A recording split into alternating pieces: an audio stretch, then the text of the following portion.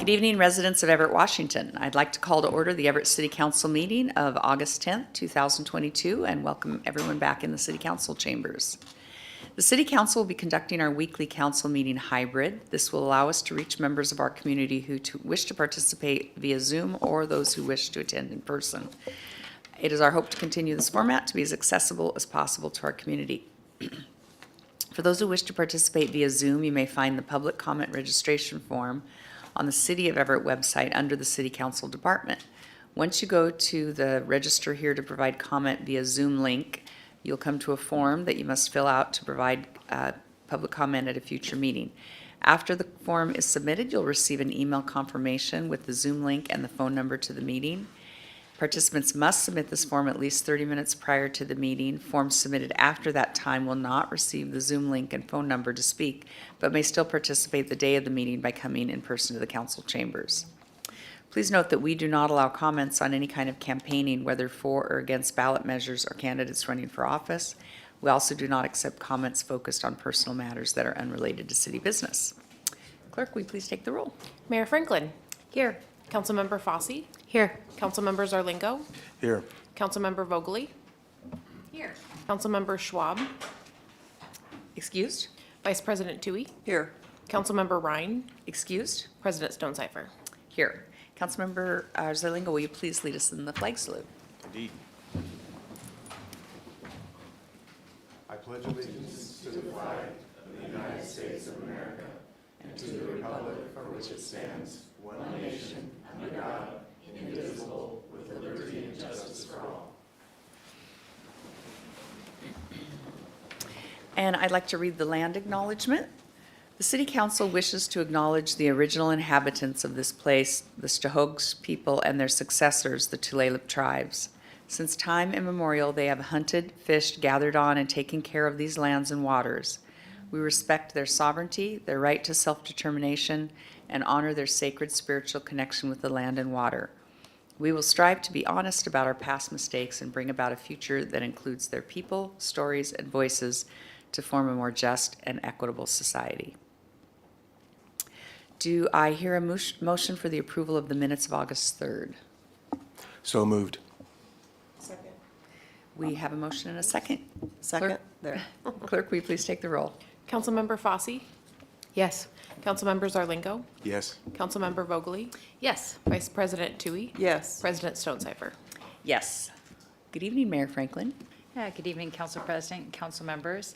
I know there's been some questions regarding the county's purchase of a hotel for non-congregate shelter, and so I've asked Nick Harper and our team to just share a brief update with you this evening. Thank you, Mayor and council members. As I know you're all aware and has previously been shared, when our Community Development Director, Julie Woolley, has presented both here at Council as well as with members of the Housing and Homelessness Council Committee, the city has been working for years with the county to work on, implementing a myriad of homelessness strategies here in our city and throughout the county, and acquiring hotels has been one of those strategies that's been discussed. The days in location, I think, meets the criteria that the county and the city have set out for siting shelter locations, including low neighborhood, in particular residential neighborhood impact, access to transportation and basic amenities, and the appropriate land use and zoning. The county has indicated that once the sale is final, they will discuss the plans with the city for siting security, fencing, property management, populations to be served, and the services that will be available on site. As I think you're all aware, this hotel has been used to house unsheltered individuals for a long period of time. I think the county's hope is that under their management, they will be able to have a more organized and a more transparent operation there than perhaps has been the case. In addition to Snohomish County adding shelter in Everett, they recently shared their investment in Shelter and Behavioral Health Partnership Program. This includes projects that will be rolling out continuously in 9 different cities in Snohomish County: Edmonds, Everett, Linwood, Marysville, Bothell, Monroe, Sultan, Mukilteo, and Snohomish. And Snohomish County is also planning to roll out additional kind of bridge housing projects like the Days Inn acquisition. And in fact, one I believe is imminent in being announced, and it will be outside of the city of Everett in one of our South County cities. So I know that Yorick can speak directly to the zoning in this specific property, but just wanted to provide a little context there, given the news release yesterday. Good evening, Council. Yorick Stevens, Washington Planning Director. So the Days Inn is in the mixed urban zone near Everett Mall there, and this is an interesting moment. We're at an inflection point between the old regulations and some ordinances that'll be before you later today, so we've looked at it under both of those. As Nick said, the county is still considering how the site is going to be operated, so I think there's two different possibilities or a combination thereof. So permanent supportive housing is one option, and that is longer term stays, generally over 30 days, and per the last time the council has amended that section of code, permanent supportive housing is to be considered multifamily housing, or if it were single family housing, so it is regulated as such and a permitted use in the mixed urban zone. The supportive piece of it refers to social services, which would be listed as office social services, and that's also permitted in the mixed urban zone. If it is going to be more short-term drop-in shelter type, that would be in the current system, group housing temporary shelter, and that is an administrative use permit. So there is the option for the city to establish conditions on the use, discretionary approval, but not a conditional use that goes to the hearing examiner. Thank you. And do we have any questions? I just wanted to find out, York, would, under the transitional type of housing, would that still require our administrative use permit, even under the new regulations that we're having to talk about tonight, where we're updating to meet the new state legislation?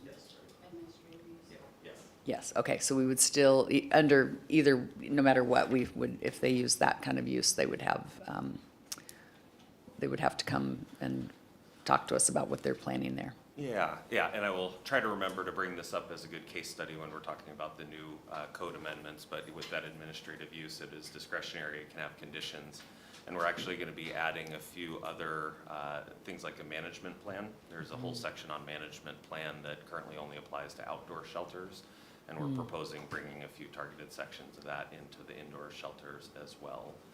Depending when this comes in, it could fall under those rules, and I'll try to remember to make note of that. Yeah, and that's helpful, because a lot of times these facilities have a management plan, but it's just not very transparent, so the community doesn't really get visibility on exactly how they are managing it, so that's good to know.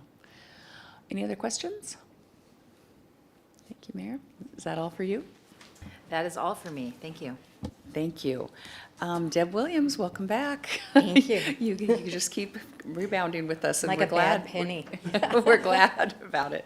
Do we have anyone signed up to speak for public comment this meeting? Good evening, President Stonecipher. We have one individual online, Mr. John Desco. Mr. Desco, please remember to unmute yourself. Please begin by giving your name and city of residence. Please limit your comment to 3 minutes, and at 2 minutes and 30 seconds, I'm going to ask you to wrap up. Go ahead. I don't think they'll take nearly that long. Hi, everybody. Appreciate you having me. My name is John Desco. I'm a resident of San Diego. I am an executive vice president with Brixton Capital, who is the owner of Everett Mall, which you guys were talking about, the property next to us. And I came on here to just talk about what we're hearing and ask a couple of questions. Though I think it's great, you guys kind of already jumped to the points that I wanted to address. It sounds like there's still a lot of questions that need to be answered that are in the county's court right now.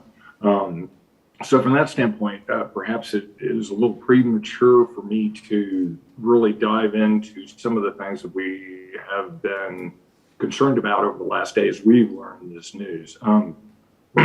Just by a bit of background, you guys may be aware, we are in the midst of working up a very material redevelopment plan for Everett Mall.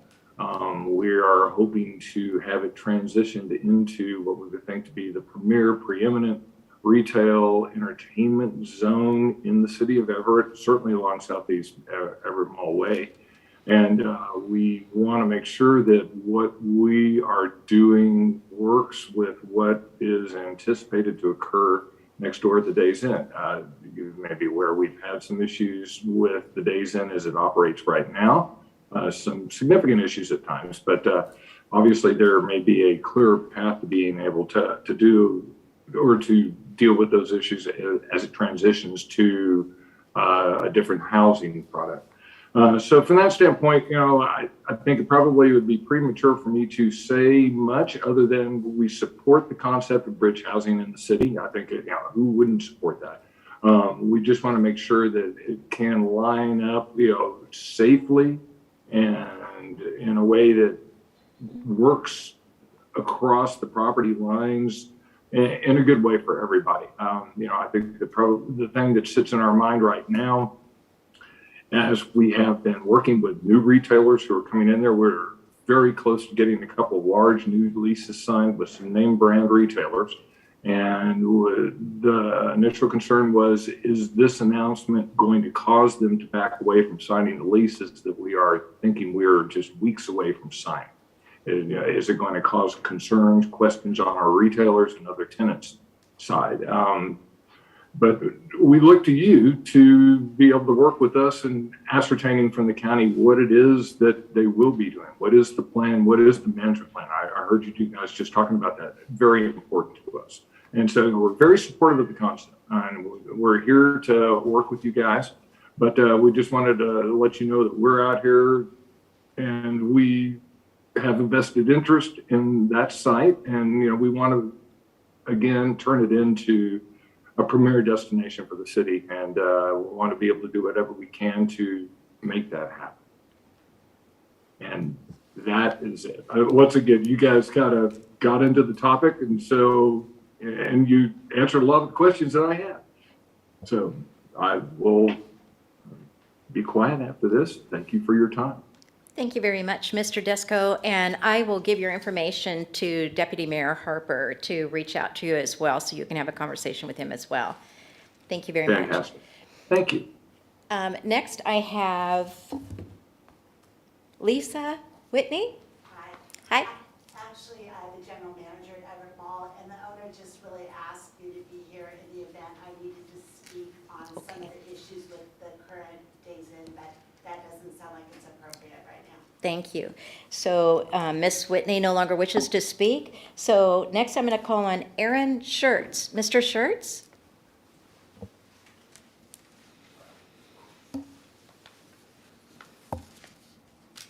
Yeah, my name's Aaron Schertz. I live 6313 Katy Road.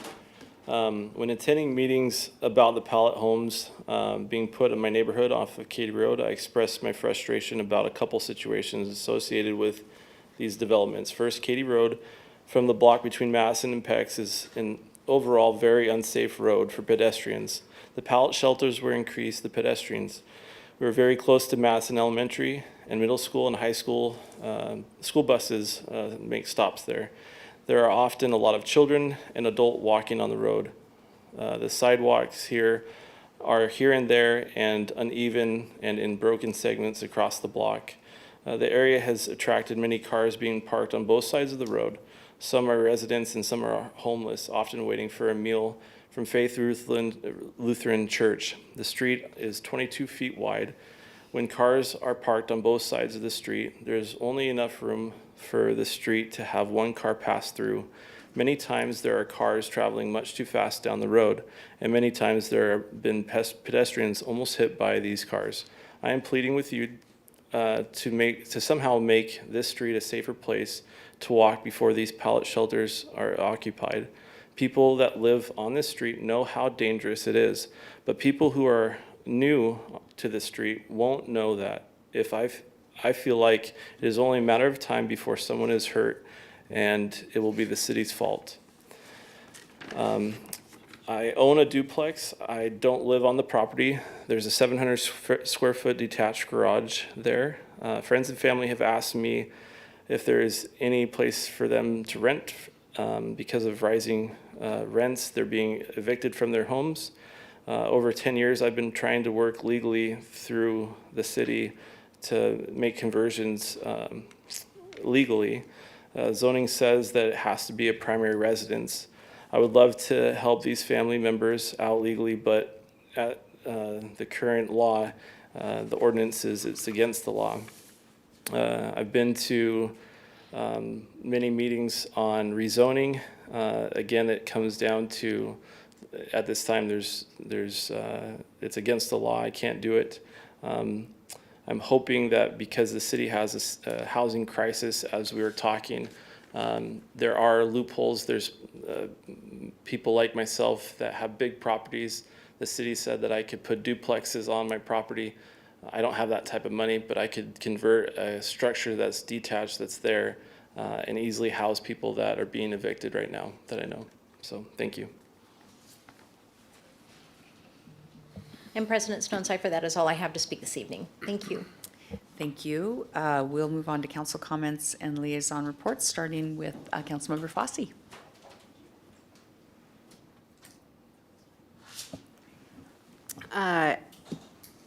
Thank you, everyone, for your comments, just by the way. I appreciate you coming to speak. I don't have too much to say tonight, other than I got to attend the Mother of All garage sales this weekend, and that was absolutely amazing in the Northwest neighborhood and a little bit of Bayside, and our family had a wonderful time, and looking forward to this weekend with the Everett Food Truck Festival and Upper Left Beer Fest, so that should be pretty fun for everyone. That's all I have. And Street League Global Skateboarding Championship this weekend as well. Indeed, yes. Thank you. Councilmember Zarlingo. I'd like to echo Councilmember Fosse's gratitude for the public comments here. That's really nice to see. In particular, grateful for Mr. Desco's participation. I think the attitude of both investing in Everett and also being open to doing the right thing, that's kind of up to the county and us to move forward with those things, to understand those concerns, to take the kind of measures we can in advance, and then also to adapt as we see how this works out, because certainly the possibility of having 24-hour on-site resources has got the chance to maybe make things better at that site than they have been in the past. One other note, yesterday I had the chance to attend part of a program called Leadership Launch. I'd like to recognize Everett's Director of Engagement, Nicole Weber, and her work with this nonprofit that conducts the program. They work with students, I wasn't aware of it before, but it turns out they work with students in the 9th grade through the first year of college who want to impact their communities and grow as leaders. The program is dedicated to personal development, servant leadership, mentorship, and community engagement. And notably, they primarily work with first-generation college-bound students and students facing hardship. Nicole invited me to meet and speak with the students involved in the program. I really enjoyed the chance to talk with them and hear what they were interested in and answer some questions. You know, and it's a chance for them to see our city not just as a big organization, but made up of people who care, like Nicole. It was a chance to encourage them in particular to see the possibilities in themselves, to take a chance on new adventures and ambitions. I resonated with that. I shared a little of my own late career adventure and a switch from engineering and neighborhood actions to city government and the multitude of non-engineering issues involved here. And I was especially encouraged by the Leadership Launch focus on young students, the ability to make a big difference because they have a lifetime ahead of them to explore and to contribute, and particularly the focus on students who might not otherwise be introduced to the big possibilities and to mentors who can help make those possibilities real. So thanks to Leadership Launch and to Nicole. That's all. Thank you. Councilmember Vogely. Hello, and thanks for being here. Yeah, Mr. Desco, if you're still listening, I'm glad you called in today. And I live in that neck of the woods. And man, it would be super cool if that was the, let's see, the hub, get-all, be-all place for retail and entertainment. I'm specifically for the entertainment, so let's get us some live music in my area. And then, I'm sorry, I did not remember your name and write it down, but the gentleman that spoke earlier about Katie and Madison and the dangerous streets and all of that, I hear you and I know the area. And two things, I believe right now there is some sidewalk happenings to make it better up by the school. And you can hear more about that probably from Ryan Sass, who is sitting right next to you. And let's see. And lucky you for being here for our zoning talk today, because you might get some information that will be helpful for your land, hopefully. I don't know. I don't know exactly where you live, but other than that, have a wonderful Wednesday. I'm here. Thank you. Vice President Tui. Yeah, I just really appreciate administration being upfront and transparent with these projects, because we've seen it, the flip, and it certainly proved very positive for the neighbors, and it really works well. So I really appreciate that for me as a council member, and I do hope that we can look at the sidewalks in that area, because we'll be adding mothers with children, and we certainly want it to be safe for everybody to walk. So that's all I have today. Thank you. Thank you. And I would just want to echo my thanks to Mr. Desko and the mall manager here, and I'm really excited to hear. My first job was at the Everett Mall when it was in its heyday, so I'm really happy to hear that there's a plan for redevelopment to bring back that entertainment piece into our community. It was a great resource over the years. With regard to Mr. Schertz's questions, since we have Yorick here, I may take an opportunity to just ask, as we look at the siting of the pallet shelter there with the women and children, what is the transportation requirements? I mean, is there I don't think they have to do a full study because there aren't as many units as needed, but what will be the evaluation for transportation, whether motorized or non-motorized, as we look at putting that there? Yeah, there is a requirement for a transportation plan. Okay. There's a requirement that the facility be within a half-mile of transit. I believe it meets that threshold. As to what the provisions for transportation are, I think that's up to the applicant, the managing agency, and the facility to work out, propose to the city, and then we'll review that plan. With the last one that we worked on, the Everett Gospel Mission pallet shelter, there was good accessibility to Everett Station, and there was transit service and sidewalks in the area, so that was a favorable finding on that front with the development. With this one, I haven't looked at it closely to know how it will perform, but there is a requirement for consideration of transportation at least. Okay. And does that come before the council? Because I'm kind of curious. I think hearing about the narrowing of the streets with parking on both sides, I mean, would we look at that and say maybe we should eliminate parking on one side of the street, or add in sidewalks in areas that they don't exist now, as we think about doing that development? Is that a possibility? There isn't, well, to the first question, there isn't a defined step of coming before the council. I think we can take every opportunity to keep you informed along the way. And we also take public comment, and there will be a public comment period, so we'll hear from neighbors and others as well. Whether we can require or should require upgrades to the street system and the sidewalk system, or special provisions on the street, that I'm not sure. I'd have to work with our colleagues in Public Works, but we will take a close look at it. Yeah, as this kind of unfolds, it might be helpful for us to just hear if streets can address. I mean, maybe they've done the numbers and it just doesn't make any sense, but I'd be curious to hear, what they think about the impact of this. I'm assuming a lot of these people aren't going to have vehicles, but definitely would need a safe walking passage. So be interested to know what they think about what kind of infrastructure needs to be in this place to make it safe for them. Yeah, okay. I'll take a close look at that and work with the mayor's office on getting you some information. Great, thank you. And that's all for me. Let's see, do we have an administrative update this evening? Nothing else, thank you. Thank you. And City Attorney Hall. Thank you. A couple of things. First, we've completed enough preliminary legal analysis of the nurse's hazard pay issue that we're hoping to sit down with Councilmember Fossey, who made the motion to work with legal on this issue over the next few days and discuss options. And secondly, we are requesting an executive session tonight, 20 minutes, to discuss 2 legal matters pursuant to RCW 4231.10(1)I with no announcement to follow. Very good, thank you. We'll move to our consent agenda. Do I hear a motion for the 9 consent items? Vogely so moves the 9 consent items. Tui seconds the motion. We have a motion and a second for the consent agenda. Clerk, will you please take the roll? Councilmember Fossey. Yes. Councilmember Zarlingo. Yes. Councilmember Vogely. Yes. Vice President Tui. Yes. President Stonecipher. Yes, we have 2 items on for proposed action. Do I hear any questions for item 10 or 11? These will come before the council on August 17th. Seeing none, we'll move on to our action agenda. Item 12, Council Bill 2207-31, third and final reading. Adopt an ordinance updating the Park Code, amending Everett Municipal Code Chapters 9.06 and 46.80.030. Do I hear a motion? So moved. Second? We have a motion and a second. Are there any questions on this before we call the roll? Yes. Councilmember Vogely.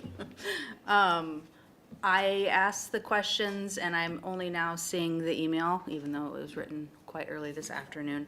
So if somebody wants to come up and give everybody the answers, so I don't have to read here silently, that would be awesome. And that was in regards to helmets and the term liquor as in alcohol. Bob Leonard, Parks and Facilities Director, City of Everett. As for the term liquor, we've worked with legal and we believe liquor is the correct term and encompasses all alcoholic beverages. As for the bike helmets, we believe that that clause to require bike helmets should not have been put into the updated ordinance. We are asking council to, it's our recommendation for council to pass the updated ordinance minus the requirement for the helmets. It's problematic to enforce, and we would like to just have that part omitted. And I will add that the ordinance updated to reflect the questions that were asked last time is in front of you and has been published online. So the public does see the ordinance with the update to reflect more accurately the city's position on bike helmets. Fantastic. And so the one that I read, so it's different from the one I read last week, right? It's almost brand new. Updated. I just want to make sure, unless I need to make the amendment about the bike helmets. But it sounds like it's in there and I can just believe you. It was just the one line that was taken out about Right. requirement for the bike helmets. All right. That's all I have. Question, does this require another reading, or does this has the third reading? enough? This is the third. doesn't change It's any been of it. published, yeah. Nope, does not require another reading. Good question, though, thank you. Okay. There it is. It's crossed out right there. I see it. I believed you anyways. Any other questions? And so we are voting on the revised ordinance that has been published to the public and is in our packet, our latest packet. Clerk, will you please take the roll? Councilmember Fossey. Yes. Councilmember Zarlingo. Yes. Councilmember Vogely. Yes. Vice President Tui. Yes. President Stonecipher. Yes. Item 13, Council Bill 2207-32, third and final reading. Adopt an ordinance relating to domestic violence and violations of protective court orders, amending chapters 10.02, 10.16, 10.22, and 10.23 of the Everett Municipal Code.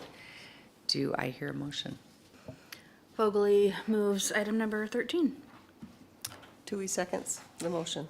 We have a motion and a second for item 13. Are there any questions or comments before we take the roll? Could you clarify the $15 fine purpose addition? Who do we have here tonight on this item? I don't see Flora here.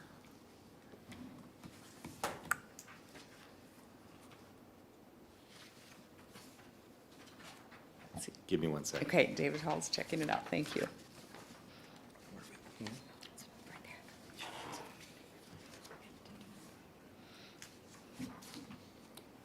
Yeah, that just reflects changes in state law. This entire amendment is intended to bring the Everett Code into compliance with state law.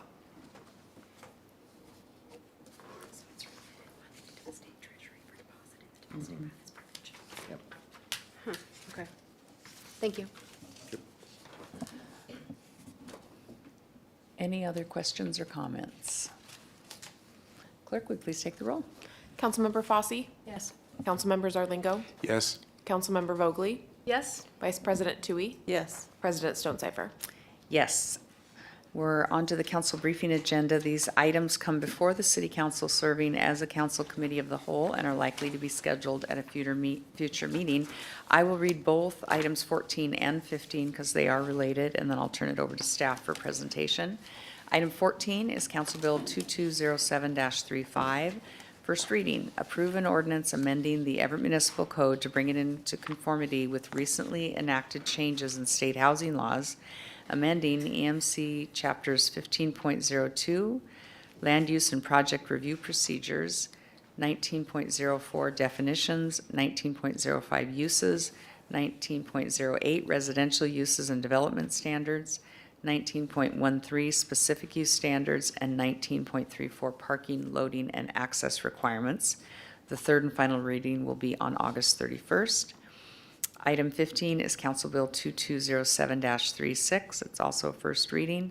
Approve an ordinance amending the Everett Municipal Code to bring it into conformity with recently enacted changes in state housing laws related to removing limits on number of residents in a dwelling, amending EMC Chapters 19.04 Definitions, 19.05 Uses, 19.08 Residential Uses and Development Standards, and 19.34 Parking, Loading, and Access Requirements. Third and final reading for this will also be on August 31st. And we have Yorick here. We do. Good evening, Council. Yorick Stevens Wajda, Yorick Stevens Wajda, Planning Director. Which dog do I have here? And with me is Becky McCrary, Long Range Planning Manager. And we're going to tag team today. Becky's going to kick us off with the first council bill and ordinance, which is dealing with the homeless shelters. And as I said earlier, just an interesting one to keep in mind, some of the two developments we talked about earlier, and think about how those might play out under the future code, which I think is largely the same as this one with a few enhancements and improvements, I think. Okay, good evening. Yes, as you read, this is in response to the legislation that was passed, couple legislations that were passed last year in 2021 related to housing. And we will start with the homeless shelters and housing. That was House Bill 1220. It did a number of things for housing around these city and county comp plans. And in addition, it had some very prescriptive requirements that prohibited cities from not allowing transitional housing or permanent supportive housing in zones where dwelling units are allowed in the city and where hotels, motels are allowed. So further, they identified some of the other housing types, such as indoor emergency shelters and indoor emergency housing. Those also must be allowed in zones where a city has hotels, motels allowed. They did also allow some provisions to be created or added by jurisdiction, such as reasonable occupancy, spacing between facilities, intensity of use regulations to make sure that we had public health and safety in mind when these came in. You will see in the recommended proposal that we're not, and the Planning Commission is not recommending any at this time. So we're going to start out with definitions because there was a number of definitions that were affected by this bill. Currently, under the group housing temporary shelter, we've really addressed any and all shelters that the city would cite, including indoor and outdoor. when we took a look at that definition, it was inconsistent with what the state law would want us to do, and so we've separated the different uses. One of them is emergency housing. Emergency housing under the state definition, and we're suggesting that we adopt the state definition. It's really just trying to get somebody quickly into housing so that they don't end up on the street. It could be someone that's currently homeless.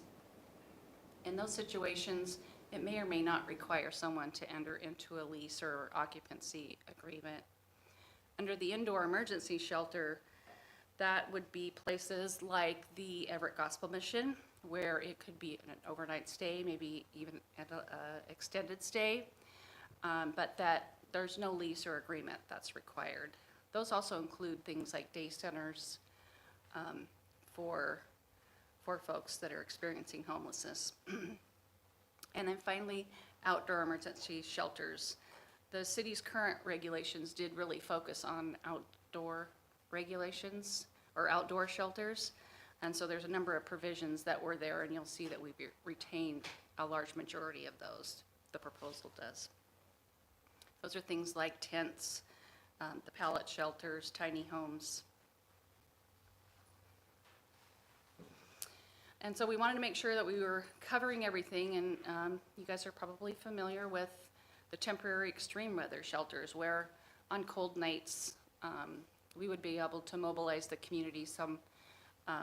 The Salvation Army in the past has provided the cold weather shelter, also cooling centers, and sometimes for air quality or smoke issues in the environment, we need the ability to surge those facilities for the community. And so those are really separate than what we're talking about in terms of providing housing for homeless. Definition we did not have in our code was the transitional housing. That's considered housing that you would get into. It's a little more permanent, can be up to 2 years. So the idea is to work with individuals or families and try to get them more stabilized and able to live independently. More definitions. So as we were looking through these, the one key component to all of those uses that I just described is the social services that need to go, the support services that need to go with them. That happens in a temporary shelter as well as some of the permanent housing types. And so we had two definitions for community, one for community services and one for social service facility. And it just made a lot of sense to combine them because they're pretty much the same thing. They are often operated by public agencies, nonprofits, or other charitable organizations. They don't include schools or hospitals or clinics or daycare or those places that provide prepared meals for folks that need meal help.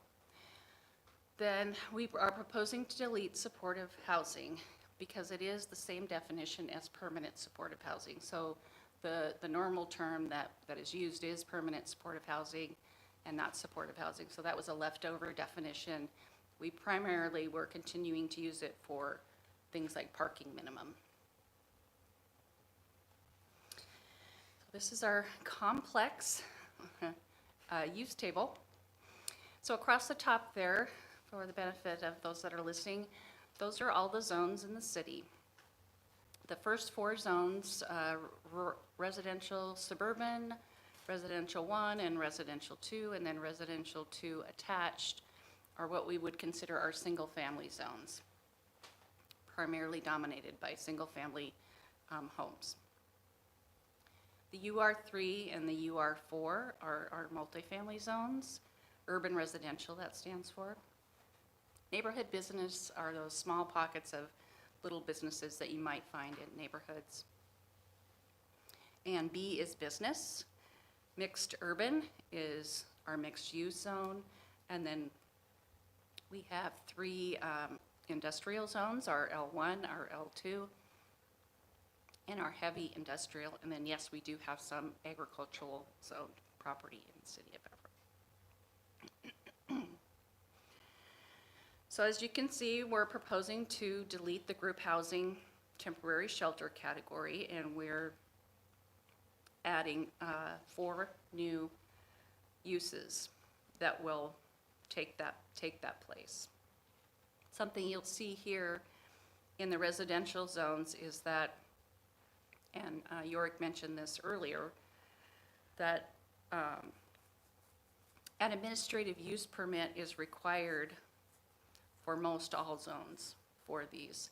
And that's for our ability to apply some of the provisions such as a management plan, transportation plan in these. In the single-family zones, you'll see there's a footnote 9. That refers to a state law provision that says that religious organizations have the right to host homeless on the site. So what the footnote 9 means is that those uses are prohibited except if a religious organization were to want to host the homeless. And then they would be subject to the provisions that any other shelter provider would have. In the other zones, we are also requesting an administrative use. You'll see previously that some of those were required conditional use permit. We've just recommended, and the Planning Commission agreed, that we would move these to administrative use, so that's a planning director approval for these, which means an appeal could be filed and it would go to the hearing examiner. So there's still relief in the process for those that think that they need it. The other place where they are prohibited except for religious organizations would be in the heavy industrial and the agricultural zone, because it doesn't make a lot of sense to have allow shelters in those areas, again, unless there's a religious organization that wishes to host. And so the table we're showing the hotel motels where those are allowed. So the one thing that you will see is that this current city's code did not allow the shelters in the L1, L2 zone. And so we have to add that as a permitted use in that zone in order to comply with the state law.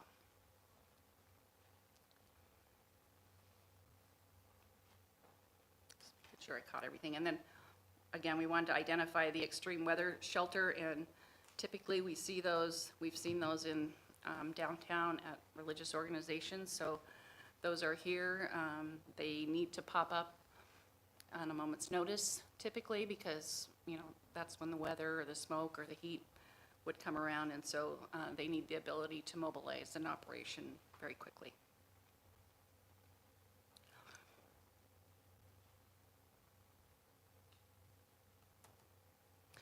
This is the commercial use table, and again, you'll see all those zones across the top.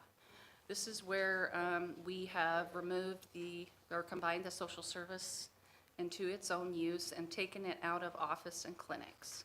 So we haven't done anything to the office and clinics other than just to remove the social service component from those two. This social services then is added, and it's added to make sure that social services can be allowed as an administrative use in any of these housing types that we described above. So there is a footnote that says that it is permitted as an accessory use for permanent supportive housing, for transitional housing, both indoor, outdoor shelter facilities, and in the religious organizations particularly, we want to make sure that, again, that services can be provided, but that they should only be provided to the residents that are staying at the shelter, and not as a way of just offering services to the general public.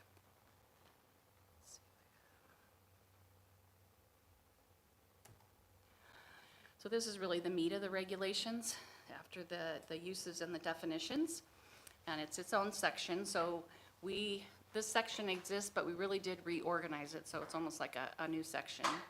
And I'm going to go through it. There's 3 sections: applicability, the general provisions, and then the provisions for outdoor emergency shelters, which, again, we retain most all of the regulations that are existing.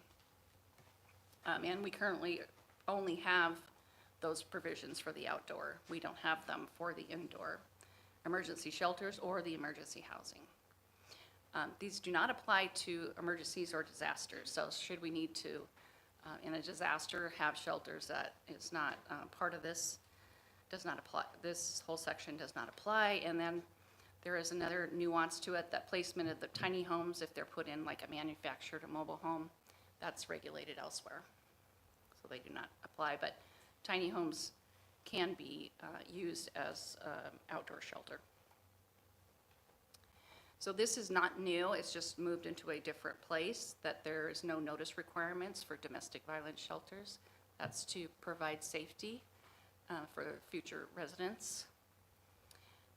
We wanted to make clear that RCW 3521-915 regarding religious organizations, there's enhanced fire and safety considerations, just to make sure that we're protecting both the residents of the shelter and the community. And then again, this is extending the management responsibility plan to indoor shelters and emergency housing where it wasn't before. So I'll talk a little bit about management agents' responsibilities, and I know you've heard Julie talk a little bit about this in terms of the pallet shelters. But there are provisions like making sure there's staff on duty at all times. It retains that sex offender and warrant checks that's in there. And really, this management plan is meant to make sure that communications are flowing really well between the city and the managing agency. So, you know, an example would be that the police would want to know if they've ejected someone and they're being threatening. So we want to make sure we retain the permit inspections so that can ensure compliance with their conditions of permitting. And something new we added was often when things get going, someone has a good management plan, but they had to change something for whatever reason. We want to make sure that they let us know and we can review that. As Yorick mentioned earlier, it must be within a half a mile of transit services and must include a transportation plan. There is a requirement for a code of conduct. We have retained that requirement. The recommended code retains that requirement, but we did eliminate the specific conduct. And that's after we had a team that worked on this, which include community development, and that list did not encompass everything, and it really didn't. It is limiting, and we really feel like this should be something that's tailored for each individual shelter situation. And so again, the requirement is still there. The city would have to see it, and it would be approved with the management plan, but it would be worked out between the city and the managing agency. And that if they request any modifications to any of these provisions, that it must still maintain or result in a safe facility. So here, there's a couple of changes in here, and I'll highlight those. Some of these are the same. As you might recall, these facilities were only allowed for up to 90 days, and there were some really tight timeframes, which meant you could mobilize them, but you'd have to take them down. You'd have to wait a period of time, then remobilize them. Even though the need hasn't gone away, you're disrupting the kind of the situation of the sheltering. The proposal does suggest issuing a 1-year permit with potential for renewals. That would allow then the city to review how it's going. So if they come in for a renewal after the first year, how's it going? Are they meeting their requirements? Have there been problems? That's not to say if something else dramatic happens, some other issues within that year, that the city can't revoke their permit. But this would be a true check-in to see how things are going.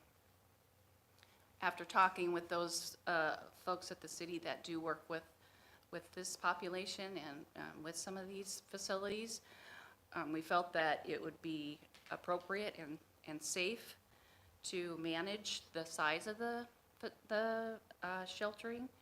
And 40 units seems to be the right spot, and 100 residents. We've retained the 40-foot setback from the neighborhood and the requirement for including a site obstructing fence, making sure that any exterior lighting doesn't pollute the neighborhood. And then we want to definitely make sure that we are explicit about be made by police or sheriff in the health district when they need to. And then there are requirements for making sure that some of these units get set apart and that they follow building and fire codes. So as I mentioned earlier, we have, the proposal does include administrative approval, which is different than what it currently is for the outdoor shelter, with an appeal going to the hearing examiner. We did add a section to make sure that we were clear about what those temporary extreme weather shelters are for. And then many technical corrections, like when we changed the term community services and social service facilities, there were a few other references in the code that needed to be updated. And then the changed the term permanent supportive housing from supportive housing. There's a lot of amendments, and this says proposed action would be on your agenda on the 17th, but it's actually on the 24th. And we have noticed a public hearing for August 31st. So that's a summary and a briefing of the code amendments that you have before you for homeless housing and shelter. My apologies. Let's see if we have any questions before we take the next item. Any questions for Becky? Vice President Tui. Yeah, I have one question. So I noticed in several places where before the hearing examiner would evaluate and make a decision, and so I'm just curious, now it's the planning director. And then I saw in one case where there could be an appeal made, and does that apply to, I saw several places where the planning director makes that decision. Does the appeal process apply to all of those decisions or just a few of them? And, you know, what was the thought on taking, moving that over to you, York? The thought was streamlining. So it takes quite a while to get something in front of the hearing examiner. I think we're running for a conditional use permit, something like 4 or 5 months, and sometimes we're trying to just smooth the path for these when it's a well-designed facility and not have any extra delays or roadblocks in front of it. Also, the appeals, I think on all of those administrative decisions do go to the hearing examiner, so it still preserves the ability that if anyone in the neighborhood or anyone at all, really, thinks that we made the wrong decision on any of those counts, that they could take that to the hearing examiner for an appeal. Okay, so if it's stated, that I only found that once where it talked about the appeal, but that does that does apply to the whole change, all the changes. Okay. It is, All right. yes. Thank you. Councilmember Vogely. Thank you so much. I have a couple of questions. One is the 40-foot buffer from neighbors. What's the current hotel buffer from neighbors, or is there one? And the reason I'm asking is because people are people, and sometimes neighbors share walls, and sometimes neighbors are 6 feet apart, and sometimes neighbors live in another state, I guess. But, so there's that. I don't know if 40 feet is necessary, is my thing. The 40 feet, so the way this works in 1908-200, which is page 10 and on in the ordinance, the parts that are under C, which includes that 40-foot setback, only apply to the outdoor shelters. So the pallet shelters, tents, safe parking would not apply to the hotel or indoor shelters, except that most zones have a setback of their own for all uses. So those setbacks would still apply, but it would be less than 40 feet. I'll probably still ask more questions about that later. So be prepared. Also, when you have to do, when it is required to do domestic violence and warrant checks, yes, definitely check domestic violence. I'm curious if there's a differentiation between bench warrants and arrest warrants, what's being checked, and also will a person need to show their ID in order to be able to do that? And oftentimes IDs are lost or stolen, and so give me any name I tell you. And you don't have to answer that right now, but that is a question that I have.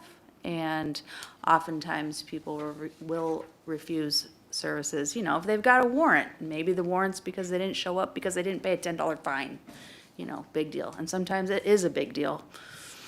So, that's what I have right now. Thank you. Thank you. Council members Zarlingo. Following up on Vice President Tui's question, you were talking about streamlining and avoiding going through hearing examiners, what isn't necessary. Is there, in the service of streamlining that, to avoid a situation where a neighbor or someone nearby might be doing an appeal later because they didn't understand the implications earlier, meaning before it came to you, is there a notification process so that people will hear about that at an early stance and get a chance to settle that with whoever's doing the operation first? I should just leave this on. Yes, the administrative use permit has a public notice and a comment period associated with it. Is that public notice one that specifically, though, goes, not just published in the paper, but gets to the people within 300 feet or 500 feet or something? It is, yes. I'm not going to remember the right number of distance, but it does go out to the nearby property owners. Okay. And it goes to the neighborhood leaders mailing list and a couple other mailing lists that we have. And then we can voluntarily, if there's some reason to believe that more folks should be notified, we can expand that. Okay, great, thank you. Councilmember Fosse.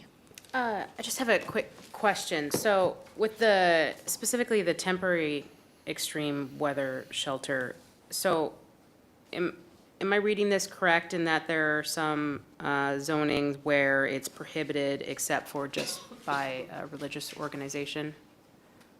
Yes. Is there a reason in this being temporary extreme weather shelters, something that's usually rather more urgent to address extreme weather that might pop up, that we might not be more lenient on something that is temporary and dealing with a sudden onset emergency?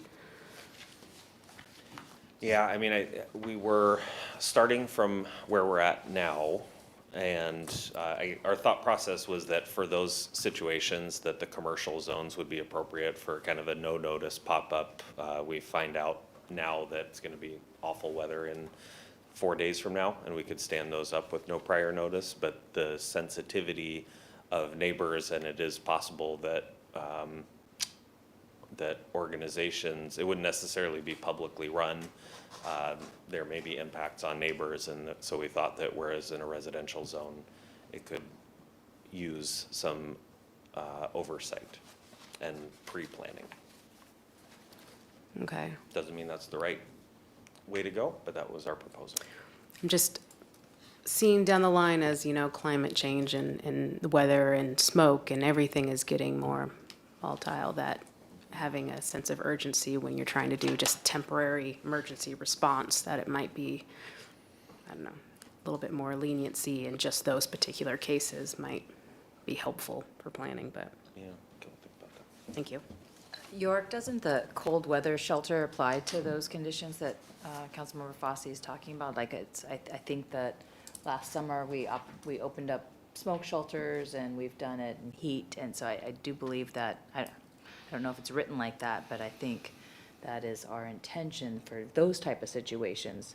But as York was sharing, if we're going to put housing in residential neighborhoods on a more permanent level, that should we go through a more process? This is specifically for the temporary extreme weather shelter. Yeah. So, yeah, that's what I was referencing. Yeah, so like the county, Snohomish County Administration Building, I think opened for a cold weather snap a few years ago, and I think that was done pretty quickly, and we want to be able to accommodate those sorts of situations. But if it's in a I don't know, somebody's house, maybe a church or some other facility that's in a quiet residential neighborhood. And I mean, I can see the need for extreme weather shelters. So again, that may not be dialed in exactly right, but the thinking was to be a little bit more careful with it outside of the commercial zones, but to make sure that where you're likely to find larger buildings that could really hold enough people, that those would be in the commercial zones. Can I get in on that conversation? Councilmember Vice President Tui asked to be recognized again, and then you, Councilmember Buckley. So this is off that topic, but when you talk about notifying the neighborhoods when you get the request or the permit application, how will, like, the council members learn about this? I know that we get the notifications online for large special event permits that come across the city, and those are all often helpful for us to understand what's happening around the city. Will we have something like that so that we're aware on top of permits that are coming through? Yeah. We will have to think about that. I'm certainly, Okay. I'm certainly willing to notify the council of anything. We don't want to be flooding your email boxes with Right. every administrative use permit. That's definitely something that we could work into our practices. I don't think we would have to have that with code. Right now, in terms of what rises to the level of council notification, is probably kind of up to the judgment of staff and the mayor, and working with you and hearing back on where you would have preferred to hear about something earlier. So I think we would continue with that general framework of trying to anticipate the types of applications that you would be interested in and get you notification one way or the other of that. Well, yeah, I'm basically talking about any permit that you would have to go out to the neighborhood. So if our neighborhoods know about it and we don't know about it, then we have an issue. So Right, right. I just want to make sure that we're in the loop on all of these. Okay, yeah, Okay. done. Thank you, that's it. Thank you, Councilmember Vogely. And back to emergency outdoor shelter. I'm remembering a time in July a couple of years ago, and so I'm thinking that this emergency outdoor shelter sounds good. It sounds like I like it. My question, and maybe it's written here and I'm just not saying it, in our previous ordinance, you had to like go through 90 days of trying to get some kind of permit, even if it was emergency and people need help right now. And I'm curious if that is being, eliminated. And it was also, you have to move every 90 days, which I think you kind of mentioned that. And so this is for a year. So I'm really liking the year thing, coming back, seeing if it's working out. So what's my question? Like, what's an emergency? I guess, did we go over that definition? For especially outdoor shelters? Yeah, so. Yeah, I mean, there's a lot of definitions of emergency. In this case, the emergency housing, I think, is only, you pair the word emergency with housing, and that comes from the state, the definition that's in there. So would that be like the mayor has proclaimed COVID an emergency, or there's smoke coming from California emergency, or? So are we talking the emergency housing and emergency shelters? Yes, Yes, okay, so specifically I think- outdoor, I think? Yeah, I think that it was the state legislature that picked the term and the definition for it. I think it's referring to a personal emergency probably, Oh, rather than a citywide one, although the two Okay. overlap at times. one person with a 40-unit emergency would be a big deal. It's a shelter for people who are having a housing emergency. Okay, I think that we will continue this conversation offline, but Sure. thank you. Any other questions? Okay, I think we'll move on to the number of unrelated persons in a dwelling.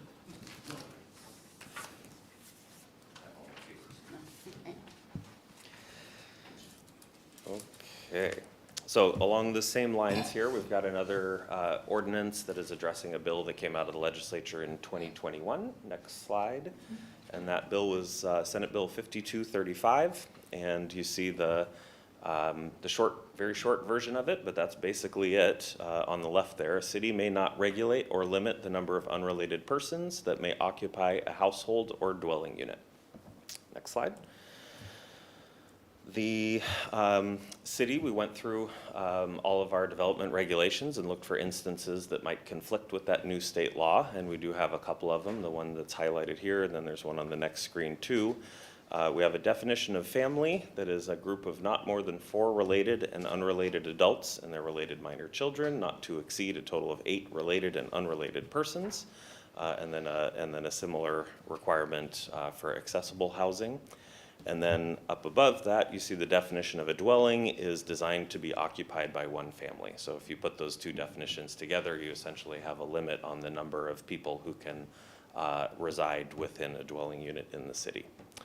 Next slide. We were made aware of this part by the Department of Commerce. We send all draft ordinances to the Department of Commerce and other state agencies for their review. And they had a couple of comments for us, and one of them was to take a look at our group housing definitions that we had missed the first time around. And indeed, those do have an effective limit on the number of residents within certain state licensed group housing facilities, residential care and extended care facilities. And next slide. So our solution, looking through all of those, is to delete the definition of family within code. And we looked through all of the other instances of the word family throughout the development regulations and city code to make sure that by deleting that definition, we didn't break anything else. And we were comfortable that we captured everything, did a good word search on the word family.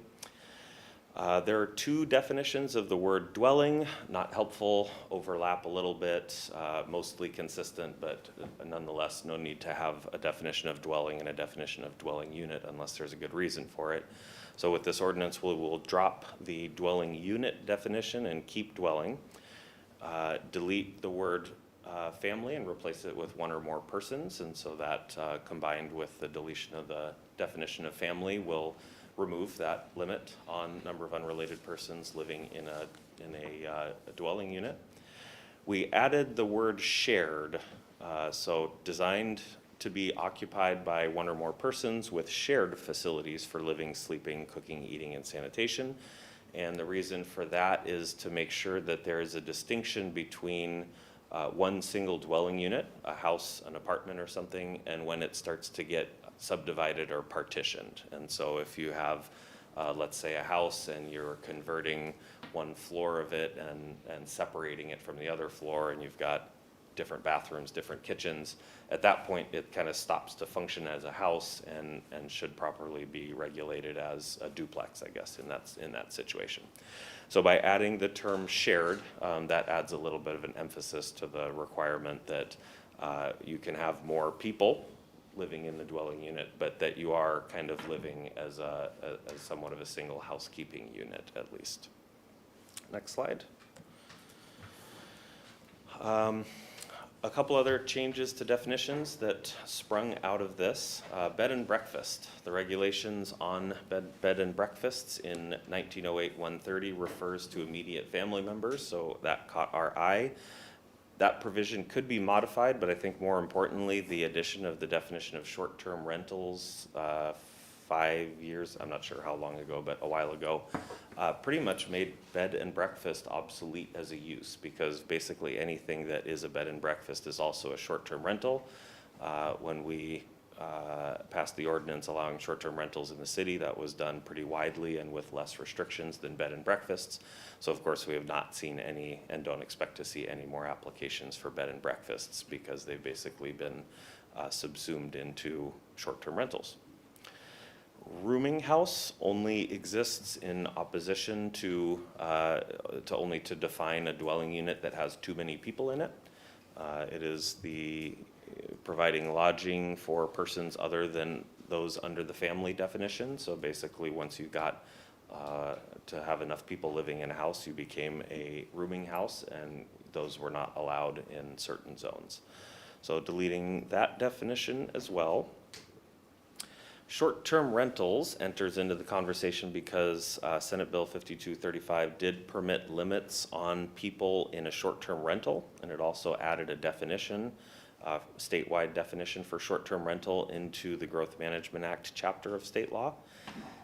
We added the "or portion thereof" to be consistent with that definition of state law, and also to reflect that many of these short-term rentals are not an entire dwelling, but are just a rental of a portion of a room. Up and before this ordinance, currently, we would regulate those as just as a dwelling. So we do not have any regulations for short-term rentals where you're renting out a portion of the dwelling unit. And so by adding those couple of words, we'll touch on that in a moment. Partial dwelling rentals would become would bring in those regulations. And the difference between renting a short-term rental and renting a room is the 30-day length. Hotel and motel, no change other than to remove reference to bed and breakfasts.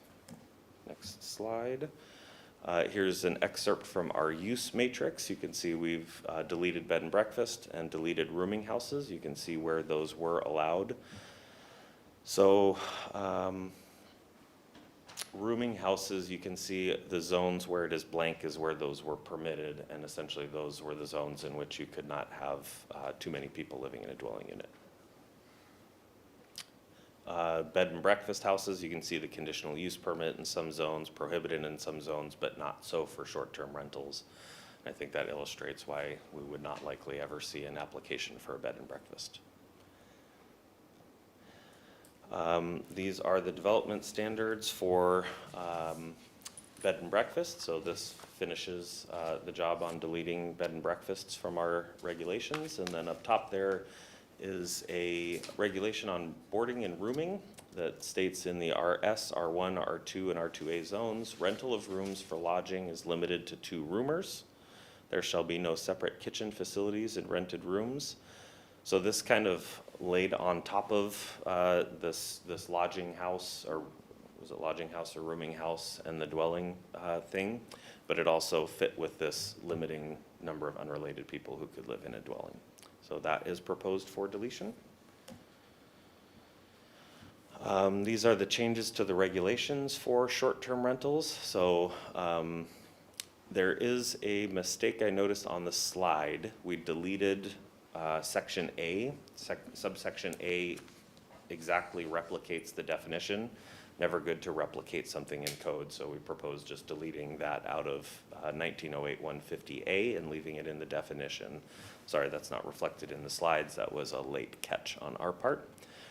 Down below, off-street parking likewise is more appropriately located in the parking chapter than in chapter 1908. No changes there, except now that we're adding partial dwelling rentals, room rentals for short-term rentals, we needed a parking standard for that. We borrowed it from hotel motel, and that is 1 off-street parking space per guest room. Whole dwelling unit short-term rentals would remain the same. Currently, it is 3 off-street spaces if you have on-street parking in front of the site, and 4 off-street spaces for any site without on-street parking in front of the site. The Planning Commission felt that that parking standard, it's worth mentioning, was kind of a blunt instrument, doesn't take into account how large you can do short-term rentals in a studio apartment, for instance, so why do you need 4 parking spaces there? Our recommendation to the Planning Commission was that we had to set a boundary on this ordinance somewhere, and we were already kind of bringing in some ancillary topics here. So we didn't want to tackle it now, but I could see sometime in the future looking at short-term rentals more comprehensively and addressing that. Next slide. The only comments that we got from the public were was from the Department of Commerce, and they said take a look at group housing. Next. And this was how we proposed to address that comment from the Department of Commerce. So there were limits of 16 people in state licensed residential care facilities. So we propose to address that by deleting the group housing category 2, which only exists if there are more than 6 residents within this state licensed residential care facility, and then renaming them instead of category 1, 2, 3, just rename them residential care facility and extended care facility. Those are the words that are within the definition themselves. Next slide, we are preserving the distinction of a smaller and a larger state licensed residential care facility by requiring a conditional use permit within those lower density residential zones. You can see that by the addition of reference note 12 on the RS, R1, R2, and R2A. And those were the zones where the larger residential care facilities were prohibited. So that would be a change where a 6 to 16 bed state licensed residential care facility would now be allowed in those lower density zones, but it would be a conditional use permit, which is administrative recommendation to the hearing examiner and the potential for conditions. So it's not that it would automatically be approved, but I think there's a general push to streamline and be a little bit more flexible and permissive with a lot of these special needs housing, low-income housing, emergency shelters, and all of those. We did not take major steps with this. This was largely status quo, responding to the state law and making a few tweaks, but where we did, we tried to be a little bit more permissive with these to facilitate their siting. Next slide. Probably the same correction, or did we get this one right? Same correction on the proposed action August 24th and public hearing August 31st. Happy to take any questions. Councilmember Vogely. Doesn't the action come after the hearing? And That is our term of art, I believe, for proposed action being the second reading, like those the parts after the consent Okay, agenda. that makes sense. But Just you're wanted right, to- the actual action comes after the public hearing. well, then those numbers make sense to me now, even with the correction. And thanks, yeah, I like it. Yes, and just to be clear, the proposed action are those items that we read and say, does anyone have any questions on those? It's the second section on our agenda. Sorry, there was one more thing. And thank you for clearing that up as well. I just want to say how amazing it is to be able to listen here and know what you're talking about now. What, like 6 years ago when I was in the audience going, what are all of these little letters and what is going on? How boring. It's not boring at all when you know what you're talking about or listening to. So thank you. Thank you. Councilmember Zerlingo. Just a quick question about what sort of questions are asked when someone is asking for one of those conditional use permits? What sort of criteria are analyzed, or what are you asking of the applicant? The criteria are compatibility with the neighborhood, does not create undue adverse impacts and those sorts of things. What we ask about, sometimes there are more detailed criteria in there. Let me think on that for a little bit. It's compatible. It is limiting the impacts, maximizing the benefits. Probably don't want to go overboard with conditions that are not established in the development regulations, because those might come as a surprise, and it's not really fair to come at the end. So it's probably just the most significant ones, but it could be things like screening or separation or dealing with traffic control, those sorts of things. Thanks. Councilmember Fosse? Just after this, is it possible to get kind of more of a visual of where things are allowed as far as map-wise within the city, just provided to council? I'm definitely a visual person, so that's helpful with me. Yeah. Yes, there's yes, I'll try to think through the most important ones. There's that's an awful lot of maps, one for each one of those rows, Yeah. basically, that we saw, but we'll do it for the important ones. Thank you. Any other questions? Councilmember? No, just want to thank both of you. You guys did a great job with a lot of information, and it was very clear and concise, so thank you. And I just wanted to just kind of add my question about the conditional use permit. I've been doing this for a while, and it seems like my recollection is that those are often, it sounds like you're gonna have a lot of control over what happens, but essentially you're bound by the regulations, and so you don't end up having as much control as you think you're going to. So it would be helpful when this comes back for public hearing if we could get a better understanding of what the conditions can be. Because putting a building with 6 to 16 individuals in an R1 zone seems like that it could have a real impact. And my recollection is that the conditional use permit doesn't really restrict it, but it just sort of puts parameters around how that gets put in there. So I think that that could be an important distinction. And then at the planning commission, were there a lot, you said you only had one comment from the Department of Commerce? Yes, one comment from the Department of Commerce. We had quite a bit of conversation with the planning commission itself, though. Okay, but no residents showed up on these items. I mean, this kind of thing would have a hue and cry in the past. What's going on? You know, was it the public hearing that we actually started with a discussion on engagement and outreach and talking about how we wanted to make sure that we reach, you know, the entire city and everybody who's interested. And Yeah, I worry the pitchforks are going to be here on the 31st. It's not, you know, it's designed to be, like I said, mostly status quo. These are not huge changes, but nonetheless, this is a hot topic. Yeah, it can be a very hot topic. 'Cause I was thinking maybe more folks watch the city council, although it's a lot of fun and a lot of action at the planning commission. So everybody Yes, who's so all you watching- insomniacs that are watching this right now, just know that we're having a hearing on the 31st. So I will just remind everyone that the hearing, public hearing and the final action will be on August 31st. And so we will see you then. I think that's all we have now. We are going to now move into executive session. It's expected to last 20 minutes. We will reconvene and adjourn from here with no announcement expected.